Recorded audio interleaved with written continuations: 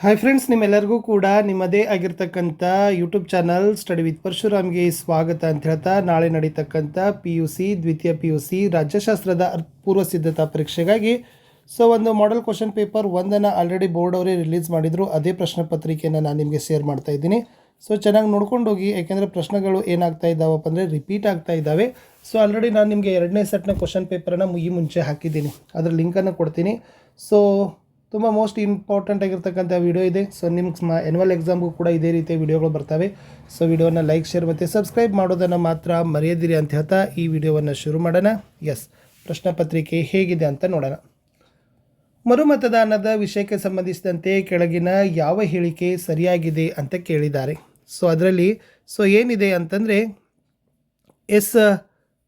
The answer is ಮತದಾನದ ಸಮಯದಲ್ಲಿ ಮತಯಂತ್ರದ ನಾಶ ಅಂತಕ್ಕಂಥ ಹೇಳಿಕೆ ಮಾತ್ರ ಸರಿ ಇದೆ. ಅದು ಕೂಡ ನಿಮಗೆ ಗೊತ್ತಿರಬೇಕು. ಇನ್ನು ವಿಶ್ವ ಪರಿಸರ ದಿನಾಚರಣೆ ಯಾವಾಗ ಆಚರಿಸ್ತೀವಿ ಅಂತ ಕೇಳಿದರು. 5ನೇ ಜೂನು. ಲಿಬಿಯಾದ ನಿರಂಕುಶಾಧಿಕಾರಿ ಯಾರು? ಮ್ಯೂಮರ್ ಗಡಾಫಿ ಇಸ್ ದ ರೈಟ್ ಆನ್ಸರ್.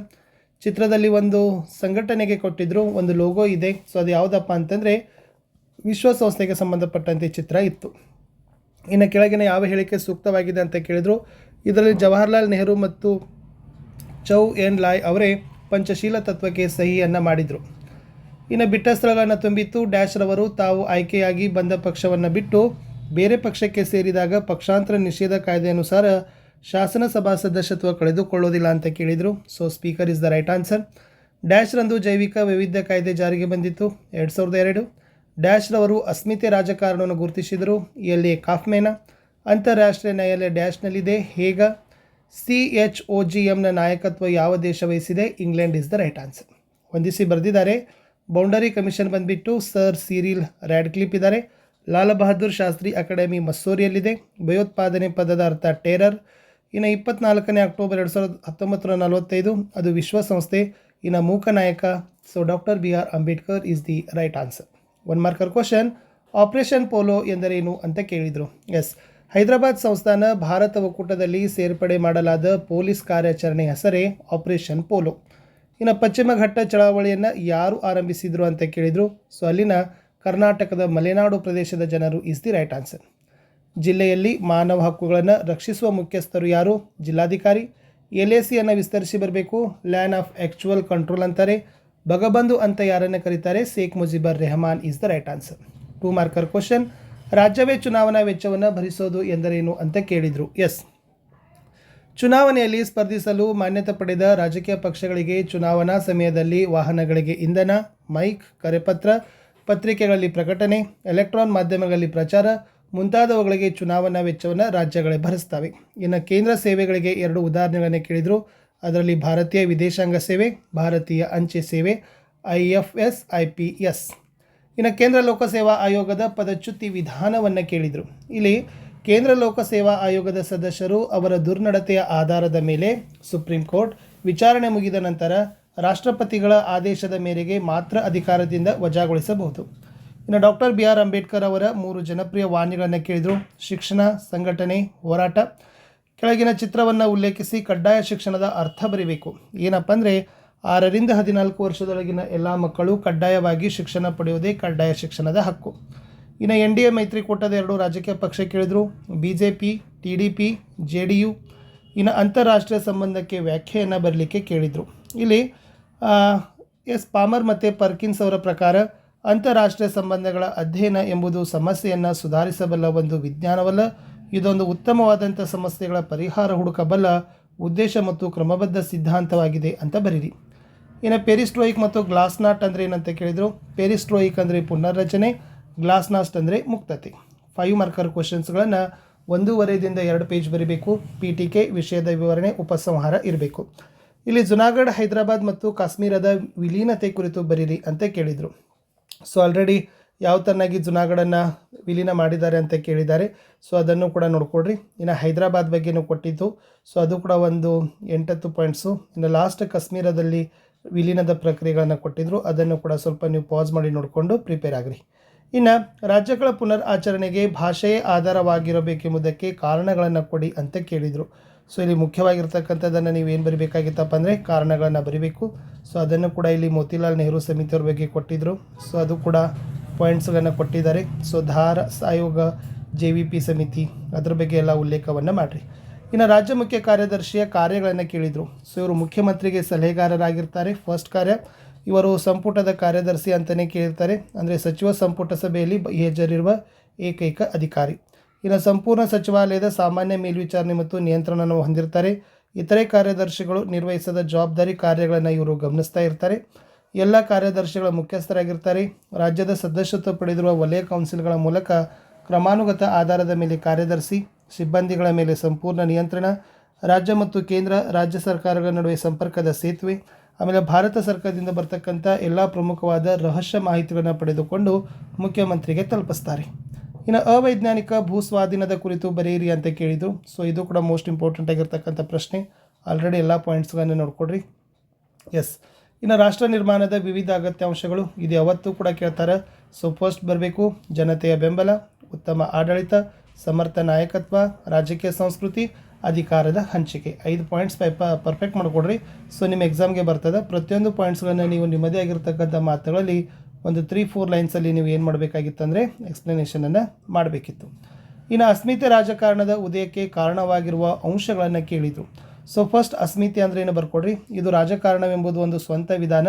ಒಬ್ಬ ವ್ಯಕ್ತಿ ಜನಾಂಗ, ಭಾಷೆ, ಧರ್ಮ, ಲಿಂಗ ಆಧರಿಸಿ ಅವನ ವೈಯಕ್ತಿಕ ಅಸ್ತಿತ್ವದ ಹುಡುಕಾಟವೇ ಅಸ್ಮಿತೆ ಅಂತ ಏನು ಮಾಡ್ತಾರಪ್ಪ ಅಂತಂದರೆ ಹೇಳ್ತಾರೆ.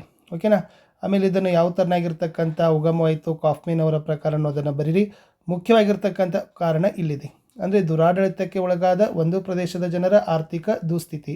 ಇನ್ನು ಪ್ರಾದೇಶಿಕ ಪಕ್ಷಗಳು ಉಗಮವಾಗಿ ಭಾಷೆ ಮತ್ತು ಪ್ರಾಂತ್ಯಗಳ ಬಗ್ಗೆ ಮೂಡಿಸಿದ ಅರಿವು.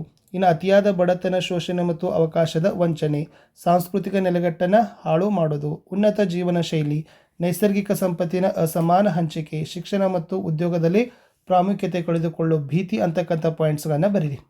ಇನ್ನು ಯುವ ಜನಾಂಗ ಭ್ರಷ್ಟಾಚಾರ ವಿರುದ್ಧ ಚಳವಳಿಯಲ್ಲಿ ಸಕ್ರಿಯವಾಗಿ ಪಾಲ್ಗೊಳ್ಳೋರು ಎಂಬುದನ್ನು ಈ ಚಿತ್ರ ವೀಕ್ಷಿಸಿ ಸಮರ್ಥಿಸಿ ಅಂತ ಕೇಳಿದರೆ ಇದು ಯಾವತ್ತೂ ಕೂಡ ಕೇಳ್ತಾರೆ.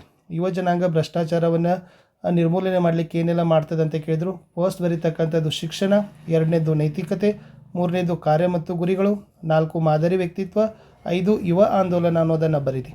ಇನ್ನು ಅಂತಾರಾಷ್ಟ್ರೀಯ ಸಂಬಂಧಗಳ ಪರಿಕಲ್ಪನೆಗಳು ಅಂತ ಕೇಳ್ತಾರೆ.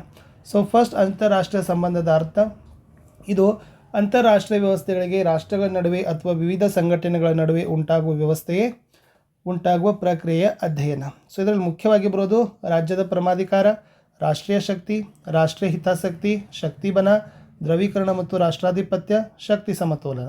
ಸೊ ಪ್ರತಿಯೊಂದನ್ನು ಕೂಡ ನೀವು ಏನು ಮಾಡ್ಯಪ್ಪ ಅಂತಂದರೆ ಒಂದು 3-4 ಲೈನ್ಸಲ್ಲಿ ನೀವು ಎಕ್ಸ್ಪ್ಲನೇಷನನ್ನು ಮಾಡಲೇಬೇಕು. ಇನ್ನು ವಿಶ್ವಶಾಂತಿಯನ್ನು ಪ್ರೋತ್ಸಾಹಿಸುವಲ್ಲಿ ವಿಶ್ವಸಂಸ್ಥೆಯಲ್ಲಿ ಭಾರತದ ಪಾತ್ರವಂತ ಕೇಳಿದ್ದಾರೆ. ಸೊ ಅದರಲ್ಲಿ ವಿಶೇಷವಾಗಿರ್ತಕ್ಕಂಥ ಭಾರತ ಮತ್ತು ವಿಶ್ವಸಂಸ್ಥೆ ಅಂತ ಹಾಕಿ ಸೊ ಈ ಥರ ನೀಟಾಗಿ ನೀವು ಏನು ಮಾಡಬೇಕಪ್ಪ ಅಂತಂದರೆ ಪಾಯಿಂಟ್ಸ್ ವೈಸ್ ಹಾಕಿ ಬರೀರಿ. ಓಕೆನಾ. ಇನ್ನು ಲಾಸ್ಟ್ ನಿಮ್ಗೆ ಏನು ಕೇಳಿದ್ದಾರೆ ಅಂತಂದರೆ 10 ಮಾರ್ಕರಲ್ಲಿ ಭಾರತದಲ್ಲಿ ಪಕ್ಷ ಪದ್ಧತಿಯ ಸ್ವರೂಪ ಪ್ರತಿ ಸರಿನೂ ಕೂಡ ಕೇಳ್ತಾರೆ. ಈ ಪಾಯಿಂಟ್ಸ್ ನೋಡ್ಕೊಡ್ರಿ. ಸಂವಿಧಾನೇತರ ಬೆಳವಣಿಗೆ, ಬಹುಪಕ್ಷ ಪದ್ಧತಿ, ಪಕ್ಷದಲ್ಲಿ ಒಡಕು ಮತ್ತು ವಿಲೀನ, ಏಕಪಕ್ಷ ಪ್ರಾಬಲ್ಯದ ಕ್ಷೀಣತೆ, ಭಿನ್ನಮತೀಯತೆ, ಪಕ್ಷಾಂತರ ಪಿಡುಗು, ನಾಯಕತ್ವದ ವರ್ಚಸ್ಸು, ತತ್ವರಹಿತ ರಾಜಕೀಯ ಪಕ್ಷ, ಪ್ರಾದೇಶಿಕ ಪಕ್ಷಗಳ ಪ್ರಾಬಲ್ಯ, ಧಾರ್ಮಿಕ ಮತ್ತು ಭಾಷಾವಾರು ಪಕ್ಷ, ಎಡ ಮತ್ತು ಬಲಪಂಥೀಯ ಪಕ್ಷ, ಸಮ್ಮಿಶ್ರ ಸರ್ಕಾರದ ಶಕ್ತಿ ಅಂತ ಬರೋದು. ಸೊ ಪ್ರತಿಯೊಂದನ್ನು ನೀವು ಏನು ಮಾಡಬೇಕಪ್ಪ ಅಂತಂದರೆ PTKಯನ್ನು ಹಾಕಿ ಒಂದೊಂದು ಪಾಯಿಂಟ 4-5 ಲೈನಲ್ಲಿ ಎಕ್ಸ್ಪ್ಲನೇಷನನ್ನು ಮಾಡಿ ಮೊದಲಿಗೆ ರಾಜಕೀಯ ಪಕ್ಷದ ಅರ್ಥವನ್ನೇ ಕೊಟ್ಟಿದ್ದಾರೆ, ಅದನ್ನು ಕೂಡ ನೋಡ್ಕೊಡ್ರಿ. ಓಕೆನಾ. ಇದು ಭಾರತದ ಪಕ್ಷ ಪದ್ಧತಿಯ ಬಗ್ಗೆ ಪ್ರಶ್ನೆಯ ಉತ್ತರ ಆಗಿತ್ತು. ಓಕೆನಾ. ಇನ್ನು ಮುಂದಿನ ಪ್ರಶ್ನೆಗೆ ಬರ್ತೀನಿ ಫ್ರೆಂಡ್ಸ್. ಸೊ ಅದು ಮೋಸ್ಟ್ ಇಂಪಾರ್ಟೆಂಟ್ ಆಗಿರ್ತಕ್ಕಂಥ ಪ್ರಶ್ನೆ ಇತ್ತು, ಕೋಮುವಾದಕ್ಕೆ ಕಾರಣ ಮತ್ತು ಪರಿಹಾರ ಉಪಾಯಗಳು. ಸೊ ಮುಖ್ಯವಾಗಿರ್ತಕ್ಕಂಥ ಕಾರಣ ಏನಪ್ಪ ಅಂತಂದರೆ ಭಾರತದಲ್ಲಿ ಬ್ರಿಟಿಷರ ನೀತಿ, ಹಿಂದೂ ಮುಸ್ಲಿಂ ರಾಷ್ಟ್ರೀಯವಾದ, ಕೋಮುಗಲಭೆ, ರಾಜಕೀಯ ಪ್ರೇರಿತ, ಧಾರ್ಮಿಕ ಹಿತಾಸಕ್ತಿ ಸಂಘಟನೆಗಳು ಮುಖ್ಯವಾಗಿ ಕಾರಣವಾಗ್ತವೆ. ಸೊ ಪ್ರತಿಯೊಂದನ್ನು ನೀವು ಏನು ಮಾಡ್ರಿ ಅಂತಂದರೆ ಒಂದು 4 ಲೈನಲ್ಲಿ ಏನು ಮಾಡಿರಿ ಎಕ್ಸ್ಪ್ಲನೇಷನನ್ನು ಮಾಡಿ. ಇನ್ನು ಈ ನಿವಾರಣೋಪಾಯಗೆ ನಾವು ಏನು ಮಾಡ್ಬೋದು ಅಂತಂದ್ರೆ ಫಸ್ಟ್ ಬರ್ತಕ್ಕಂಥದ್ದೇ ರಾಷ್ಟ್ರೀಯ ಭಾವೈಕ್ಯತೆ, ಜಾತ್ಯತೀತತೆ, ಶಾಂತಿ ಸಮಿತಿಗಳು. ಸೊ ಇವೆಲ್ಲವುಗಳನ್ನು ನೀವೇನು ಮಾಡಿಯಪ್ಪ ಅಂತಂದರೆ ಬರೀರಿ. ಇನ್ನು ಉದಾರೀಕರಣದ ಅರ್ಥ, ಮಹತ್ವ ಮತ್ತು ರಾಜಕೀಯ ಪರಿಣಾಮ ಅಂತ ಕೇಳಿದರು. ನಿಮಗೆ ಉದಾರೀಕರಣ, ಖಾಸಗೀಕರಣ, ಜಾಗತೀಕರಣ, ಉದಾರೀಕರಣ, ಖಾಸಗೀಕರಣ, ಜಾಗತೀಕರಣ 3ರಲ್ಲಿ ಒಂದಂತೂ 10 ಮಾರ್ಕ್ಸ್ಗೆ ಫಿಕ್ಸ್ ಆಗಿ ಬಂದೇ ಬರ್ತದೆ. ಸೊ ನೋಡಿ, ಉದಾರೀಕರಣದ ಪ್ರಾಮುಖ್ಯತೆ ನೋಡಿದಾಗ ಗ್ರಾಹಕ ಸ್ನೇಹಿ, ಸರ್ಕಾರದ ನೀತಿಗಳಿಂದ ಮುಕ್ತ, ಪೈಪೋಟಿಯನ್ನು ಉತ್ತೇಜನ ಮಾಡ್ತದೆ, ವಿಶ್ವ ಉದ್ಯಮಿಗಳ ದರ್ಜೆಗೆ ಉತ್ತೇಜನ, ಖಾಸಗಿ ಹೂಡಿಕೆದಾರರ ಸಂಸ್ಥೆ ಉತ್ತೇಜನ, ಆರ್ಥಿಕ ಪ್ರಗತಿ ಸಾಧನೆ, ತಂತ್ರಜ್ಞಾನ ಆಧುನಿಕತೆಗೆ ಉನ್ನತೀಕರಣ. ಇನ್ನು ಇದರ ರಾಜಕೀಯ ಪರಿಣಾಮಗಳೇನಪ್ಪ ಅಂದ್ರೆ ಬೌದ್ಧಿಕ ಪಲಾಯನ, ಕಾರ್ಮಿಕರ ಅವಲಂಬನೆ ಕಡಿಮೆ, ಪರಿಸರ ವಿನಾಶವಾಗ್ತದೆ, ಕೆಲವು ವಸ್ತುಗಳ ಬೆಲೆ ನಿಯಂತ್ರಣ, ಜನಸಾಮಾನ್ಯರ ಮೇಲೆ ದುಷ್ಪರಿಣಾಮ, ಹಣಕಾಸಿನ ಅಸ್ಥಿರತೆ ಅಂತಕ್ಕಂಥ ಪಾಯಿಂಟ್ಸ್ಗಳನ್ನು ನೀವು ಹಾಕಿ ಬರೆದ್ರೆ ಈ ಪ್ರಶ್ನೆ ಉತ್ತರ ಆಗ್ತದೆ. ಈ ಥರ ಪೀಠಿಕೆ ಇರಬೇಕು. ಆಮೇಲೆ ಉದಾರೀಕರಣದ ಡೆಫಿನೇಷನ್ ಬರೀರಿ. ಸೊ ಪ್ರಾಮುಖ್ಯತೆ ಅಂತ ಒಂದು 5 ಪ್ರಾಮುಖ್ಯತೆಯನ್ನು ಎಕ್ಸ್ಪ್ಲನೇಷನ್ ಮಾಡಿ, ಒಂದು 5 ರಾಜಕೀಯ ಪರಿಣಾಮಗಳನ್ನ ಎಕ್ಸ್ಪ್ಲನೇಷನ್ ಮಾಡಿದರೆ ಸಾಕು. ಸೊ ನಿಮಗೆ ಕಂಪಲ್ಸರಿಯಾಗಿ 10 ಮಾರ್ಕ್ಸ್ ಏನು ಮಾಡ್ತಾರಪ್ಪ ಅಂದರೆ ಕೊಡ್ತಾರೆ. ಆಮೇಲೆ ಲಾಸ್ಟ್ ಭಾರತದ ವಿದೇಶಾಂಗ ನೀತಿಯ ಮೂಲ ತತ್ವಗಳನ್ನು ಕೇಳಿದರು. ಸೊ ಆಲಿಪ್ತ ನೀತಿ ಬರ್ತದೆ, ಸಾಮ್ರಾಜ್ಯಶಾಹಿ ಮತ್ತು ವಸಾಹತುಶಾಹಿತ್ವಕ್ಕೆ ವಿರುದ್ಧ, ವಿಶ್ವಸಂಸ್ಥೆಯಲ್ಲಿ ನಂಬಿಕೆ ಬರ್ತದೆ. ನೆಕ್ಸ್ಟ್ ಬರ್ತಕ್ಕಂಥದ್ದು ಎಸ್, ಗುರಿ ಮತ್ತು ಮಾರ್ಗ, ವರ್ಣಭೇದ ಮತ್ತು ಜನಾಂಗೀಯ ತಾರತಮ್ಯಕ್ಕೆ ವಿರೋಧ, ಪಂಚಶೀಲ, ಕಾಮನ್ವೆಲ್ತ್ ದೇಶಗಳೊಂದಿಗೆ ಒಪ್ಪಂದ, ನಿಶಸ್ತ್ರೀಕರಣ, ವಿಭಜಿತ ರಾಷ್ಟ್ರಗಳ ಬಗೆಗೆ ಅನುಕಂಪ, ಚಿಕ್ಕ ರಾಷ್ಟ್ರಗಳ ಬಗೆಗೆ ಒಲವು, ಆಫ್ರಿಕಾ ಏಷ್ಯಾದ ರಾಷ್ಟ್ರಗಳ ಬಗೆಗೆ ವಿಶೇಷ ಆಸಕ್ತಿ, ಶೀತಲ ಸಮರಕ್ಕೆ ವಿರುದ್ಧ ಅನ್ನೋದನ್ನು ಹಾಕಿ ಬರೆದ್ರೆ ಸಾಕು. ಇಷ್ಟು ಏನಾಗಿತ್ತಪ್ಪ ಅಂದರೆ ಇಂಪಾರ್ಟೆಂಟ್ ಆಗಿರ್ತಕ್ಕಂಥದ್ದಿತ್ತು.